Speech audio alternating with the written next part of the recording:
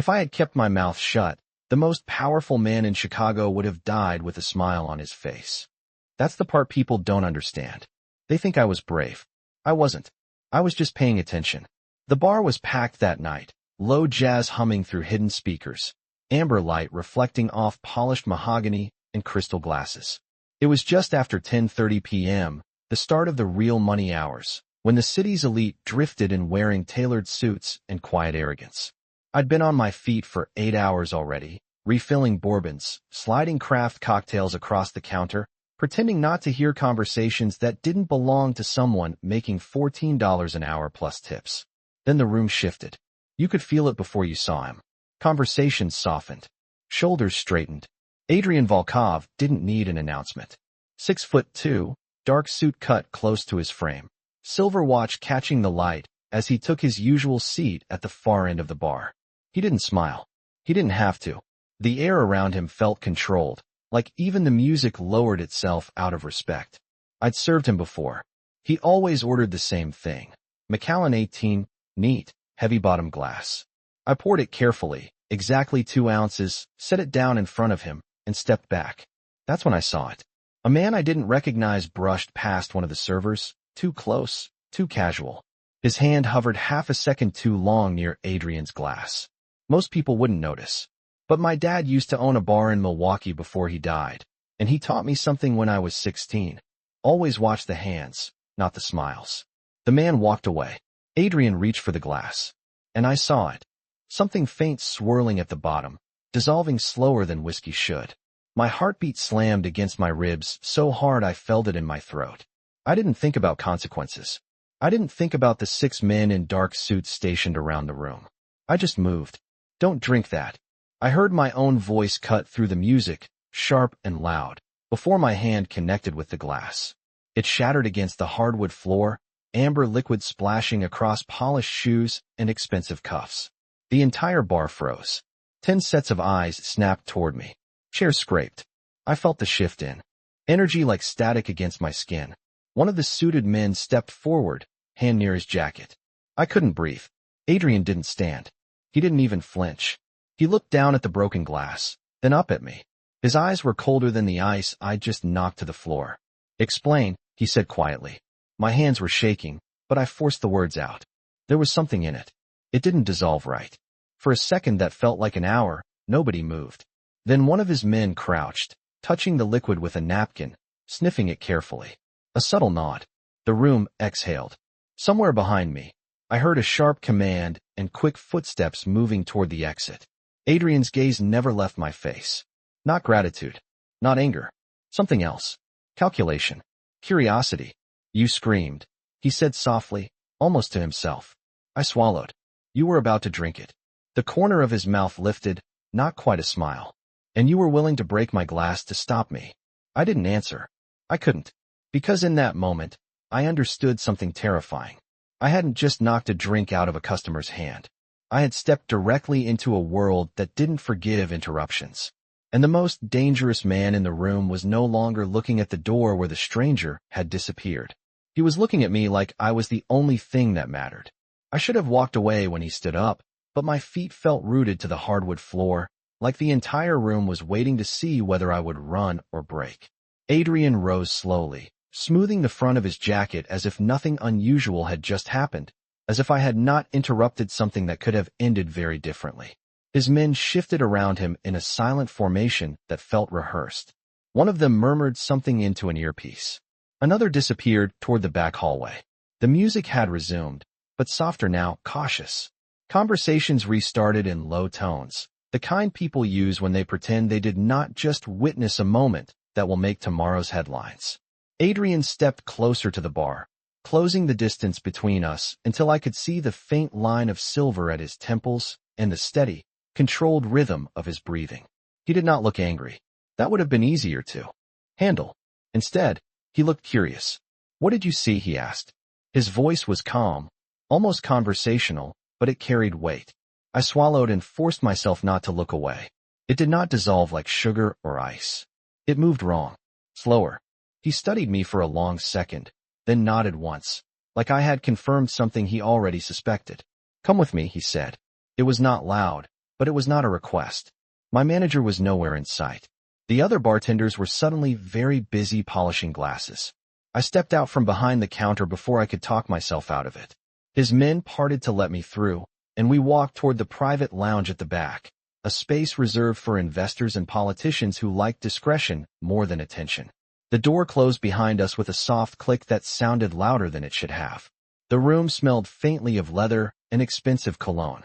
Adrian did not sit. He remained standing near the window, hands loosely clasped behind his back, watching the city lights reflected in the glass. "You understand what you involved yourself in tonight?" he asked without turning around. I hesitated. "No, not exactly." He exhaled through his nose, almost amused. "That is honest."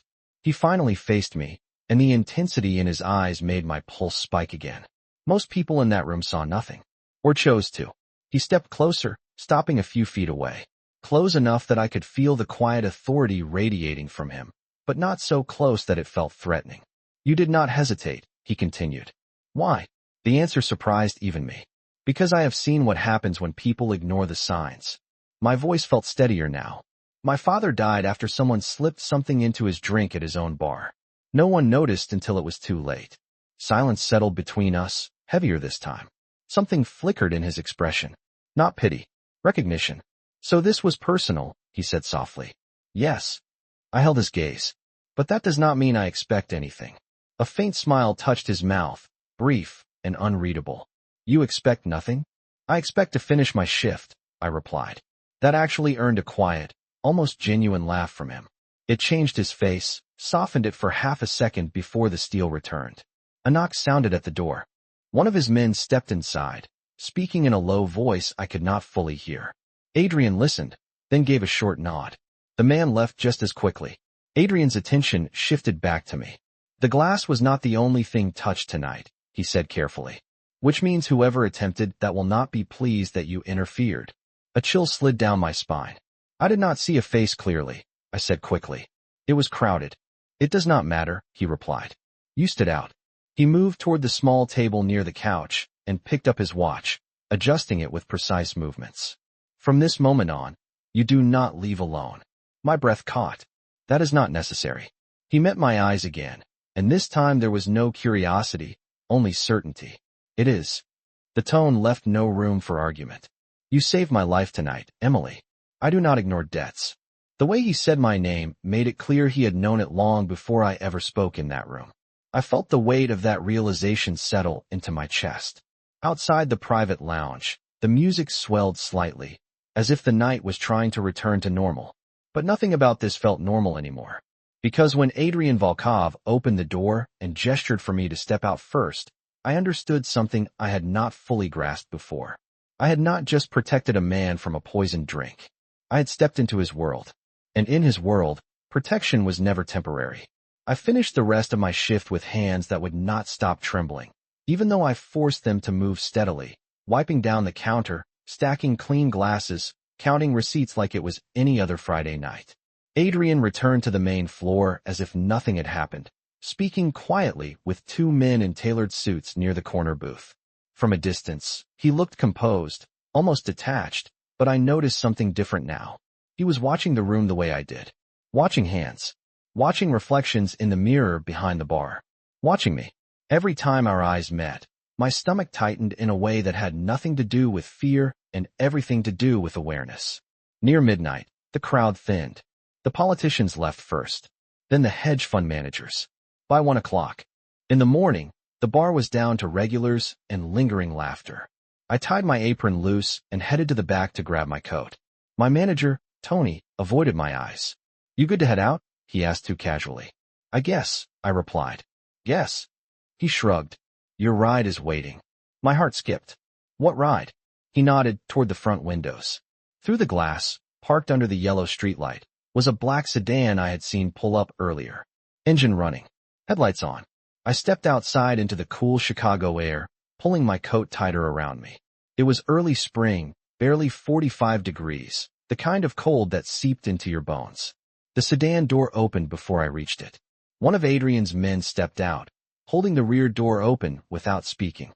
"This is not necessary," I said, glancing back toward the bar entrance. Mr. Volkov insists, he replied calmly. He does not prefer repetition. I hesitated for a second that felt longer than it should have, then slid into the back seat. The interior smelled faintly of leather and something crisp and expensive. The door shut softly behind me. A moment later, the opposite door opened, and Adrian stepped inside. He did not look at me immediately. Instead, he gave a quiet instruction to the driver. The car pulled away from the curb, merging into light traffic. The city blurred past the tinted windows, neon reflections stretching across the glass like watercolors. "Where do you live?" he asked finally. "Lakeview," I answered. "Small apartment near Belmont." He nodded once. "You will not be staying there tonight." My pulse jumped. "Excuse me." His gaze shifted to mine, steady and unwavering. "Until we are certain the situation is resolved, you will remain somewhere secure." "I have work tomorrow," I said, sharper than I intended. "You will still have work," he replied evenly. "You will simply arrive safely." I stared at him, trying to decide whether to argue or laugh. "You cannot just rearrange my life because of one drink." "One drink," he repeated quietly. "Emily, that was not a mistake. That was intent." The words settled heavily between us. I looked down at my hands in my lap, noticing they had finally stopped shaking. "I did not ask for protection," I said. "No," he agreed. "You did not." The car slowed at a red light. The glow from the traffic signal cast a brief wash of red across his face, sharpening the lines of his jaw. "But you acted," he continued. "And actions have consequences." I met his eyes again. "So this is a consequence." A faint, almost imperceptible smile touched his mouth. "This is a precaution." The light turned green. The sedan moved forward, deeper into streets I did not immediately recognize. A quiet realization settled over me. Not panic, not quite fear, but awareness. He was not angry. He was not grateful in the way most people would be. He was deliberate, controlled, protective in a way that felt less like kindness and more like claim. As the skyline shifted and the car turned toward a quieter stretch lined with high-rise buildings, Adrian leaned back slightly, his expression unreadable. "You saw something tonight," he said softly. "That makes you visible." I swallowed. Visible to who? His eyes held mine in the dim interior light. To anyone who was watching. And in that moment, I understood that whatever I had stepped into at the bar was far from over. It had only just begun. The sedan turned into an underground garage beneath a glass tower that scraped the Chicago skyline, its upper floors disappearing into low-hanging clouds. I had never been this far south after midnight unless I was working a private event, and even then I was usually on the service elevator, not gliding into a private entrance guarded by cameras and a security gate that opened without the driver rolling down his window. The car came to a smooth stop in a reserved space, marked only by a small plaque on the wall. Adrian stepped out first. The air inside the garage smelled faintly of concrete and oil, cool and echoing. He did not offer his hand, but he waited until I was standing before he started walking. That small pause felt intentional. The elevator ride up was silent. The mirrored walls reflected us side by side, an image that did not make sense. Me in my black jeans and worn ankle boots. Him in a suit that probably cost more than my monthly rent. When the doors opened, we stepped into a private foyer that led directly into his penthouse. Floor-to-ceiling windows framed the city like a living painting. Lake Michigan stretched dark and endless in the distance. Tiny whitecaps barely visible under scattered lights. I stopped without meaning to. "This is not necessary," I said again, softer this time. Adrian removed his jacket and draped it over the back of a chair with precise movements. "You keep repeating that," he replied calmly. "It does not make it less necessary." I crossed my arms, trying to anchor myself. "I can take care of myself." His gaze flickered toward me, assessing. "You can. But tonight, you should not have to." The words were simple, but they landed heavier than I expected. He walked to a sleek counter near the kitchen and poured himself water from a glass bottle. "No whiskey this time." He set a second glass in front of me without asking. I hesitated, then took it. The cool water steadied my hands. "What happens now?" I asked. Adrian leaned one hip against the counter, studying me in the quiet space. "Now we determine who attempted to make a statement." "A statement? When someone reaches for me in a public setting," he explained evenly, "it is rarely personal. It is strategic." A chill brushed along my spine. "So it was not about you as a person." It is always about me as a person, he corrected softly. But it is never only about me. The city lights flickered beyond the glass, distant sirens wailing somewhere far below. The world outside felt normal. Cars moved. Trains ran. People laughed in apartments across the street. Yet here I was, standing in a penthouse with a man whose life operated on a different set of rules. You said I am visible now, I said. What does that actually mean? Adrian set his glass down with deliberate care. It means that someone saw you interrupt a plan. His voice lowered slightly. And people who plan carefully do not appreciate interruptions. I forced myself to hold his gaze. Are you saying they will come after me? He did not answer immediately. Instead, he walked toward the window, hands clasped behind his back again, the posture of someone used to command. I am saying, he began slowly, that until I am certain of the source, I will not risk you walking alone to a fourth-floor apartment with a broken intercom. My breath caught. How do you know about my intercom? He glanced over his shoulder, and there it was again, that faint almost smile. Emily, when you stepped into my world tonight, I made it my business to understand yours. I should have been angry. I should have demanded space, privacy, distance. Instead, I felt something else entirely. Not safety exactly, but awareness that he had already calculated variables I had not even considered. This is temporary, I said firmly. I am not moving in. Temporary, he agreed without hesitation. You will have the guest suite. You will go to work as usual. And when this is resolved, you may return to your routine. The way he said may should have irritated me. Instead, it made my pulse quicken.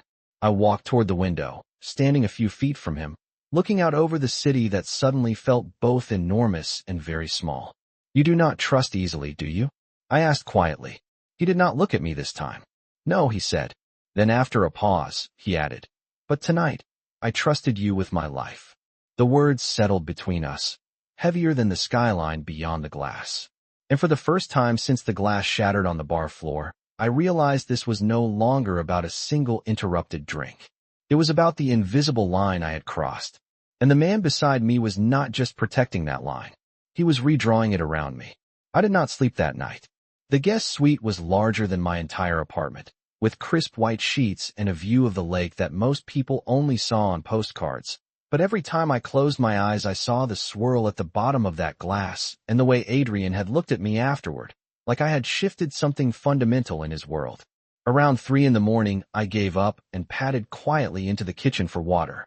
The penthouse was dim, city lights casting long silver shadows across marble floors.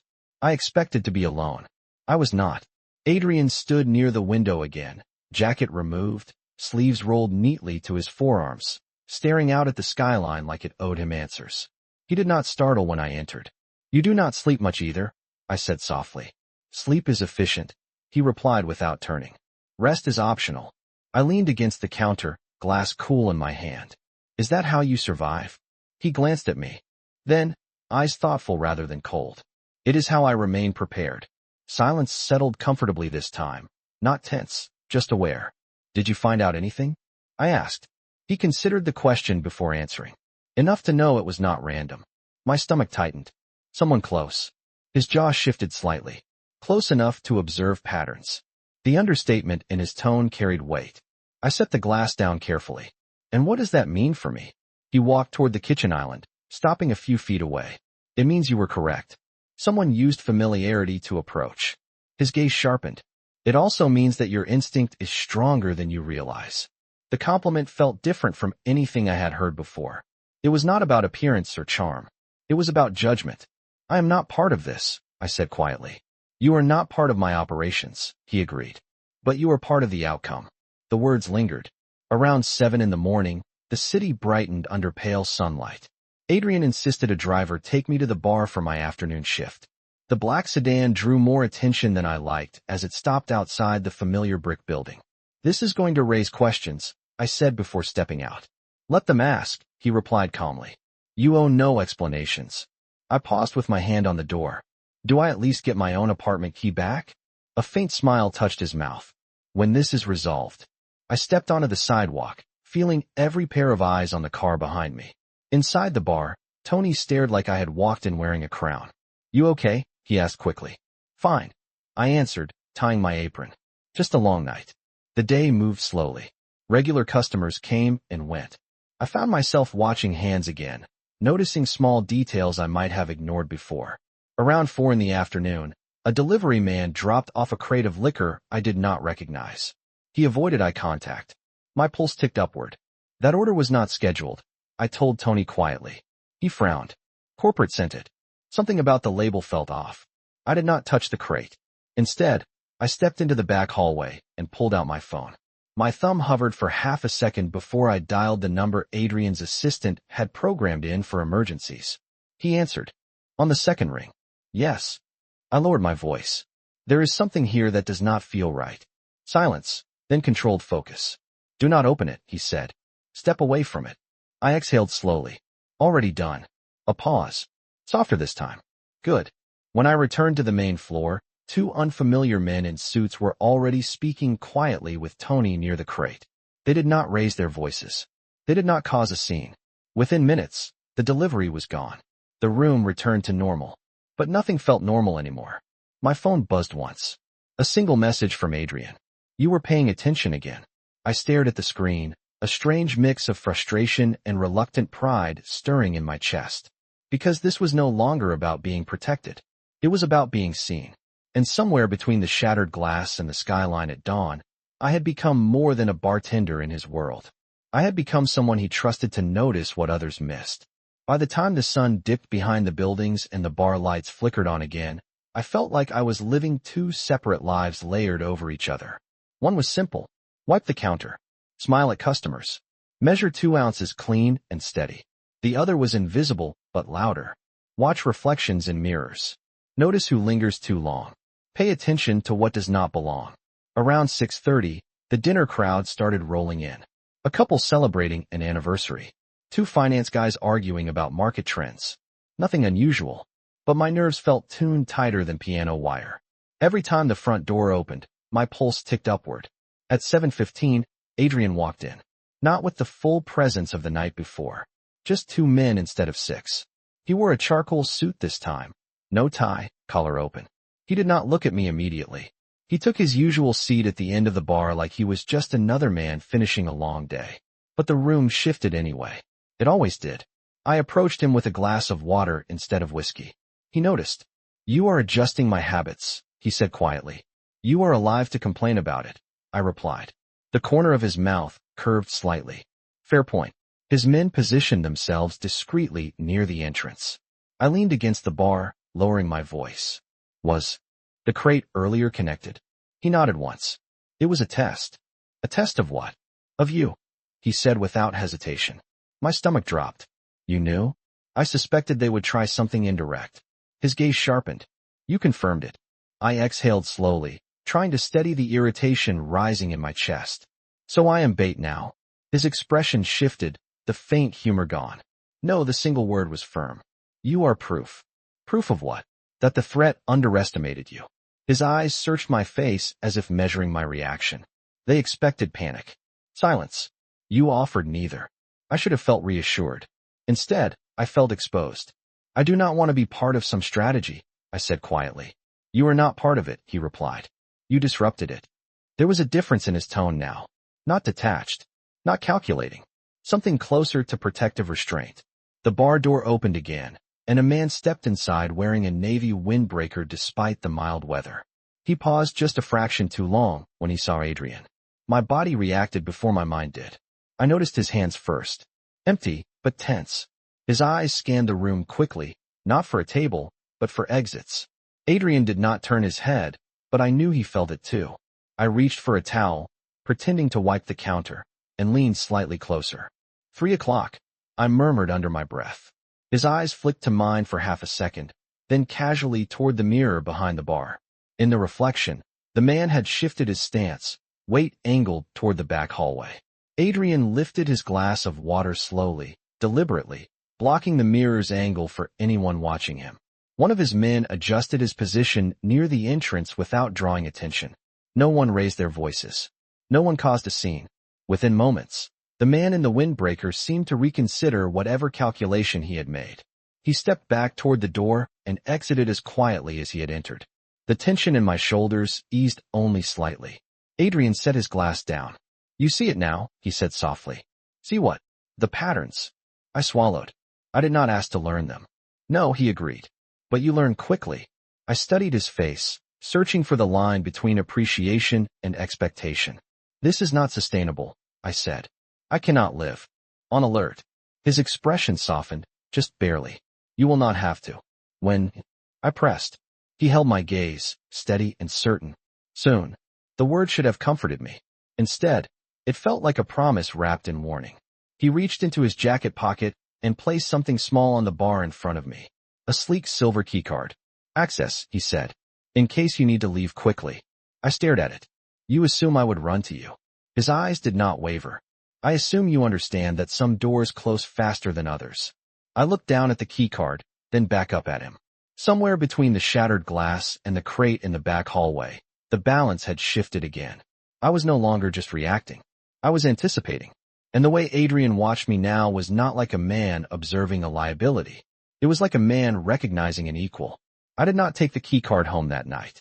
I told myself I would leave it in my locker at the bar, untouched, unclaimed, a symbol of a line I refused to cross. But when my shift ended and I stepped into the cool night air, the silver rectangle was still in my coat pocket, pressing lightly against my palm like a quiet decision waiting to be made. The street looked normal. Taxis rolled past. A couple laughed too loudly on the corner. The wind carried the faint scent of lake water and gasoline. Still, I paused before walking toward the train station. I scanned the reflections in the storefront windows the way I had learned to scan mirrors behind the bar. No one stood too close. No one lingered too long. And yet the back of my neck prickled with awareness. I told myself it was paranoia. I had lived in this neighborhood for 3 years without incident. I knew which streetlights flickered and which alleyways to avoid. I knew the rhythm of the train schedule by heart. But knowledge felt different now. Halfway down the block, I noticed it. A sedan parked along the curb with its engine idling. It could have belonged to anyone. It probably did. Still, it did not pull away as I passed. My pulse ticked up one beat at a time. I kept walking, steady, controlled, not giving anything away. At the corner, I slowed just enough to check the crosswalk signal and used the storefront glass to look behind me. The sedan's headlights shifted slightly, not moving forward, just adjusting, watching. My throat tightened. I reached into my pocket, fingers brushing against the keycard. For a moment, pride battled instinct. I did not want to run to him every time something felt off. I did not want to confirm his assumption that I needed his world to survive mine. The light changed. I crossed the street. The sedan remained where it was. When I reached the train entrance, I paused again. The platform below would be crowded, loud, unpredictable. My apartment intercom was still broken. My building door stuck if you did not pull it exactly right. The calculation unfolded in my mind, quick and precise. Not fear. Assessment. I stepped away from the train stairs and walked toward a quieter side street.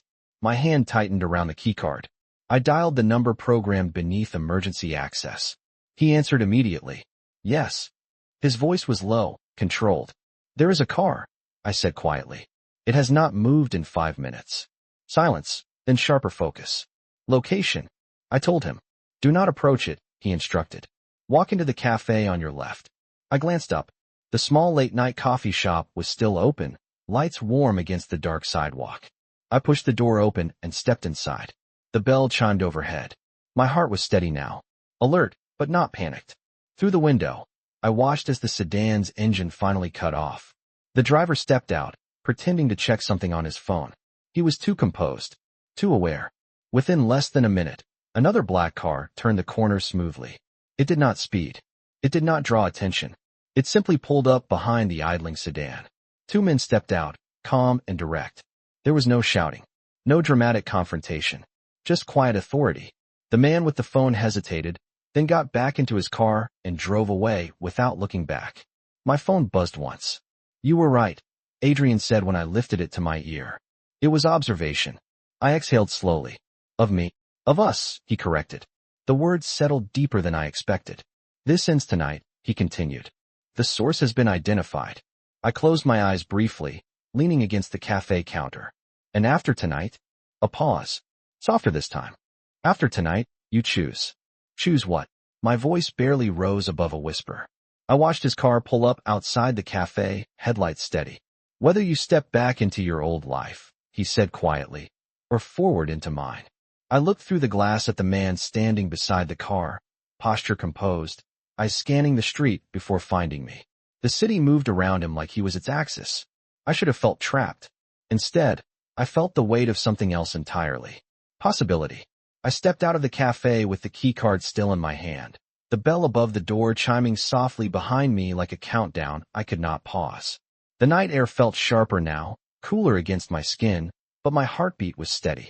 Adrian stood beside the car, one hand resting lightly on the roof, posture composed, eyes scanning the street before settling on me. He did not rush forward. He did not reach for me. He simply waited. That was the difference between pressure and power. Pressure pushes. Power waits until you step closer on your own. I stopped a few feet away from him. You said I choose, I said quietly.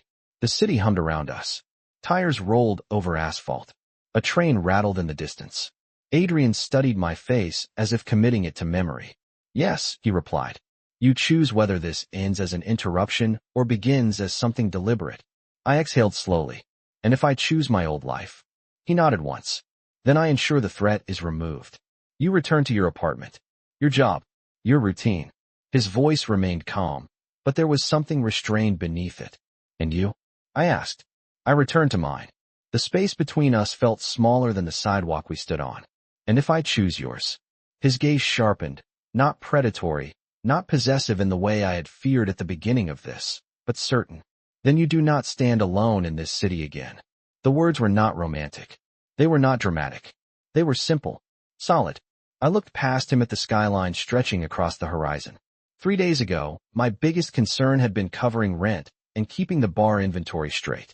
Now I was weighing whether to step fully into a world that operated in layers I had only glimpsed. I do not belong in your world, I said honestly. You already stepped into it, he replied softly. And you did not disappear. A faint smile touched his mouth. You disrupted it. I considered that. The shattered glass. The crate. The sedan outside my train stop. Each moment had revealed something about him. He did not silence me. He did not dismiss my instincts. He listened, even when it shifted his plans. If I say yes, I said carefully, it is not because I need protection. I know, he answered immediately.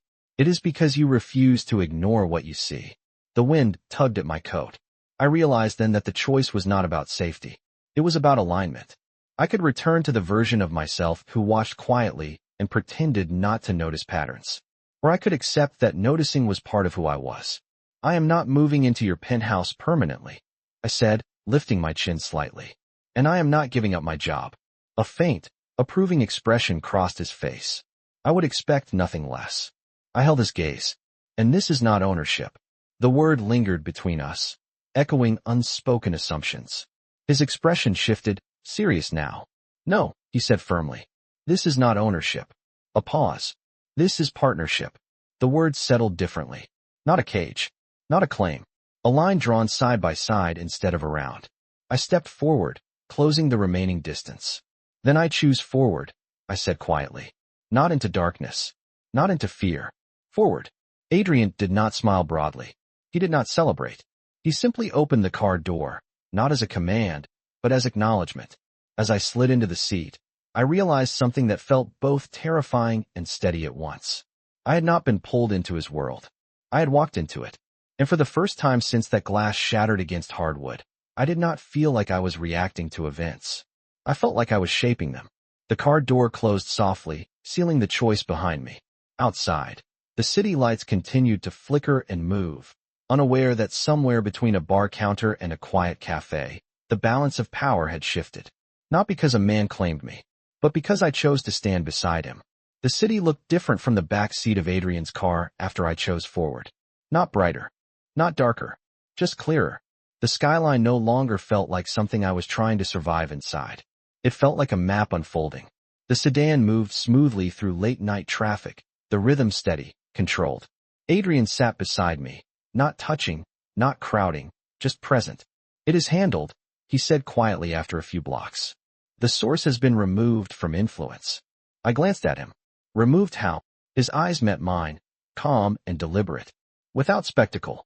That was all he offered, and somehow it was enough.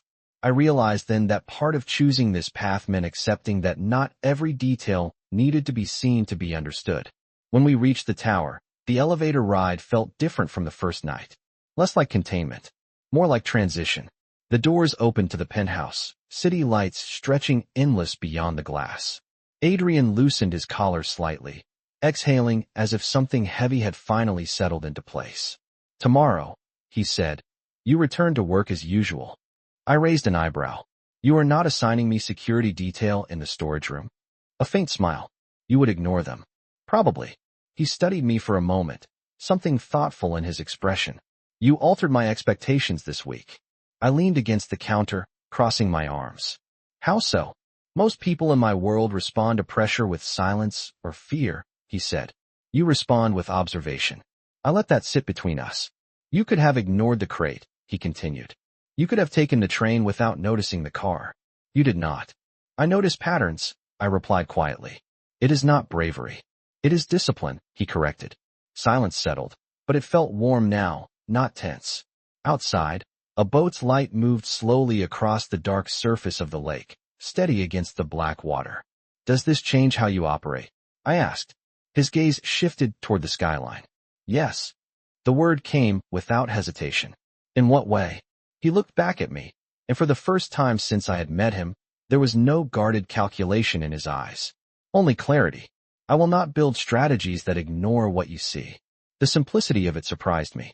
"That is a significant adjustment," I said. "It is necessary." He stepped closer, stopping just within arm's reach. Not imposing, not claiming, just aligning. "You stood in front of a decision that could have ended me," he said quietly. "You did not hesitate." My heartbeat quickened, not from fear, but from the weight of his acknowledgement. "And you," I replied, "did not silence me after." A faint, almost amused breath left him. "That would have been inefficient." I laughed softly, shaking my head. "You always frame it like strategy." "Strategy keeps people alive," he answered evenly. "But partnership keeps them strong." The word echoed from earlier, steadier now. I walked to the window, looking down at the grid of streets below. Somewhere down there was my apartment with the broken intercom, the bar with the mirrored wall, the corner cafe. My old life still existed. It had not vanished. It had expanded. Adrian joined me at the glass, close enough that I could feel his presence without him needing to touch me. "There will be moments when this path tests you," he said. "Moments when you question it." "And you?" I asked. "I question everything," he replied. "Except the value of someone who refuses to look away." I turned toward him fully. "Then understand this." My voice was steady. "I do not stand beside you because you are powerful." His gaze did not waver. "I stand beside you because you listen." Something shifted in his expression then, subtle but unmistakable. Respect, not possession. Outside, the city lights flickered against the dark sky, relentless and alive. I had not stepped into his world to be protected. I had stepped into it to be present. And as Adrian Volkov looked at me with that quiet certainty, I understood something that felt almost like fate. He may have ruled the city, but I had changed the way he ruled himself.